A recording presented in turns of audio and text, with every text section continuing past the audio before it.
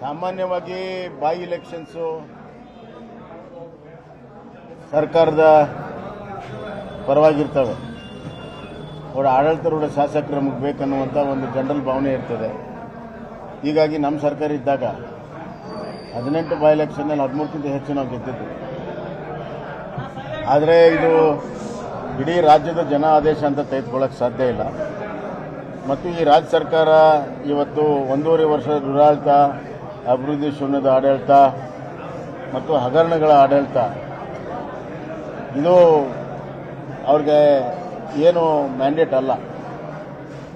ಅವೆಲ್ಲವೂ ಕೂಡ ಇನ್ನೂ ಕಾನೂನಿನ ಪರೀಕ್ಷೆಗೆ ಒಳಪಡಬೇಕಾಗುತ್ತೆ. ಅಭಿವೃದ್ಧಿ ಇನ್ನೂ ಪ್ರಾರಂಭ ಆಗಿಲ್ಲ. ಆಡಳಿತ ಪಕ್ಷದ ಶಾಸಕರೇ ಅಭಿವೃದ್ಧಿ ಆಗಿಲ್ಲ ಅನ್ನುವಂಥ ಒಂದು ಕಂಪ್ಲೇಂಟನ್ನು, ದೂರನ್ನು ಮುಖ್ಯಮಂತ್ರಿಗೆ ಕೊಟ್ಟು ಸಾಕಾಗಿದೆ. ಭ್ರಮ ನಿರಸನಗೊಂಡಿದ್ದಾರೆ. ಹೀಗಾಗಿ ಇದು ಸೀಮಿತವಾಗಿ ಆ ಕ್ಷೇತ್ರಕ್ಕೆ ಫಲಿತಾಂಶ ಅಂತ ನಾನು ಹೇಳಕ್ಕೆ ಇಚ್ಛೆ.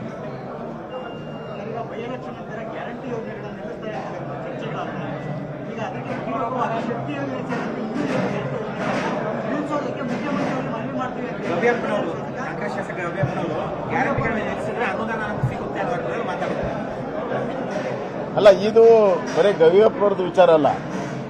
ಬಹುತೇಕವಾಗಿ ಎಲ್ಲ 224 ಜನ ಶಾಸಕರದು ಮಂತ್ರಿಗಳದ್ದು ಇದೆ. ಅದು ಆಡಳಿತ ಪಕ್ಷ ಶಾಸಕರು ಇದನ್ನು ಹೆಚ್ಚು ತಮ್ಮ ಪಕ್ಷದ ವೇದಿಕೆಯಲ್ಲಿ ಲೆಜಿಸ್ಲೇಚರ್ ಪಾರ್ಟಿಯಲ್ಲಿ ಈಗಾಗಲೇ ಹೇಳಿದ್ದಾರೆ. ಗವಿಯಪ್ಪರು ಅಷ್ಟೇ ಅಲ್ಲ, ಪ್ರತಿಯೊಬ್ಬ ಕಾಂಗ್ರೆಸ್ಸಿನ ಶಾಸಕರ ಒಂದು ಭಾವನೆ, ಅನಿಸಿಕೆ ಇದೆ.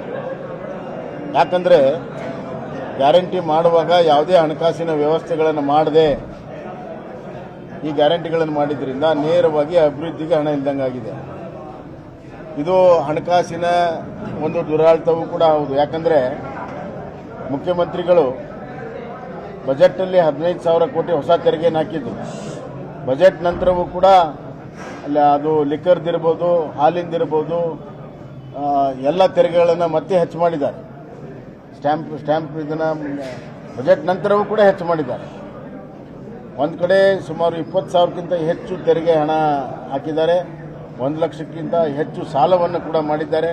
ಇಷ್ಟೆಲ್ಲ ಮಾಡಿದರೂ ಕೂಡ ಇದನ್ನು ನಿಭಾಯಿಸೋಕ್ಕಾಗಲ್ಲ. ಅಂದರೆ ಹಣಕಾಸನ್ನು ಮಾಡೋದರಲ್ಲಿ ಈ ಸರ್ಕಾರ ವಿಫಲವಾಗಿದೆ ಅಂತ ಭಾಳ ಸ್ಪಷ್ಟ.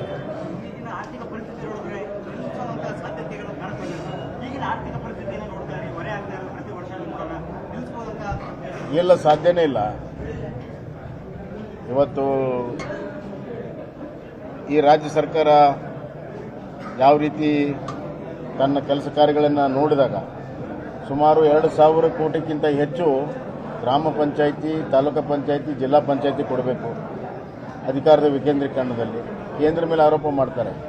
ಇವರು ಸ್ಟೇಟ್ ಫೈನಾನ್ಸ್ ಕಮಿಷನ್ ಏನು ರೆಕಮೆಂಡ್ ಮಾಡಿದೆ ಅದನ್ನು ಸ್ಥಳೀಯ ಸಂಸ್ಥೆಗಳಿಗೆ ಕೊಡಬೇಕು, ಮುನ್ಸಿಪಾಲ್ಟಿ ಕೊಡಬೇಕು, ಪುರಸಭೆ, ನಗರಸಭೆ, ಮಹಾನಗರ ಸಭೆ ಕೊಡಬೇಕು. ಕೊಟ್ಟಿಲ್ಲ. 2,000 ಕೋಟಿಗೆ ಹೆಚ್ಚು ಕೊಟ್ಟಿಲ್ಲ.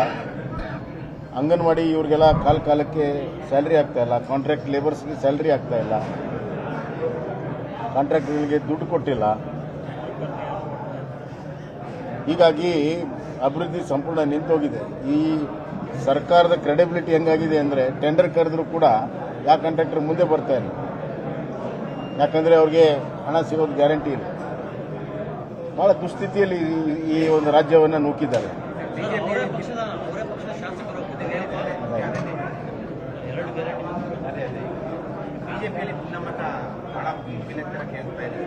ಇಲ್ಲ, ಭಿನ್ನ ಮತ ಇಲ್ಲ.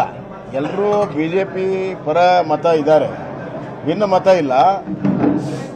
ಕೆಲವು ವಿಚಾರಗಳಲ್ಲಿ ಅಭಿಪ್ರಾಯಗಳ ಭಿನ್ನ ಇದೆ ಅಷ್ಟೇ.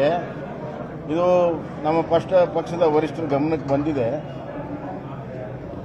ಬಹುತೇಕವಾಗಿ ಬರುವಂತಹ ತಿಂಗಳಲ್ಲಿ ಇದನ್ನು ಸೌಹಾರ್ದತೆಯಿಂದ ನಮ್ಮ ಹೈಕಮಾಂಡು ನಿಭಾಯಿಸಿದೆ ಅಂತ ವಿಶ್ವಾಸ ನನಗೆ. ನಿಮ್ಮ ಬಿಜೆಪಿ ಶಾಸಕರ ವಿರುದ್ಧನೇ ನಿನ್ನೆ ಬೀದರ್ನಲ್ಲಿ ಬಿಜೆಪಿ ಜಿಲ್ಲಾಧ್ಯಕ್ಷರು ದೂರು ಕೊಡ್ತಾರೆ, ಪೊಲೀಸರು ಅಲ್ಲಿವರೆಗೂ ಹೋಗಿದೆ. ಇಲ್ಲ, ಅದು ಸ್ಥಳೀಯ ವಿಚಾರ ಇರ್ಬೋದು, ಅದ್ರ ಬಗ್ಗೆ ನನಗೆ ಮಾಹಿತಿ ಇಲ್ಲ. ಆದರೆ ಅಲ್ಲ, ಈಗ ವಾಫ್ ವಿಚಾರದಲ್ಲಿ ಯಾವುದು ಭಿನ್ನ ಇಲ್ಲ. ಅದರಲ್ಲಿ ಅವರು ಇಂಡಿಪೆಂಡೆಂಟ್ ಆಗಿ ನಮ್ಮದೇ ಬಿಜೆಪಿಯ ಒಂದು ಅಂಗ ಉತ್ಸಾಹದಿಂದ ಕೆಲಸ ಮಾಡ್ತಾ ಇದೆ ಅಷ್ಟೇ. ಅದು ಬಿಟ್ಟರೆ ಏನು ಭಿನ್ನಾಭಿಪ್ರಾಯ ಏನಿಲ್ಲ. ಇಂಥ ವಿಚಾರಗಳು ಬಂದಾಗ ನಮ್ಮ ಪಕ್ಷದ ವರಿಷ್ಠರು ಭಾಳ ದಕ್ಷತೆಯಿಂದ ಇದನ್ನು ನಿಭಾಯಿಸಿದ್ದಾರೆ ಹಿಂದೂ ಕೂಡ ಮುಂದೂ ಕೂಡ ನಿಭಾಯಿಸ್ತಾರೆ.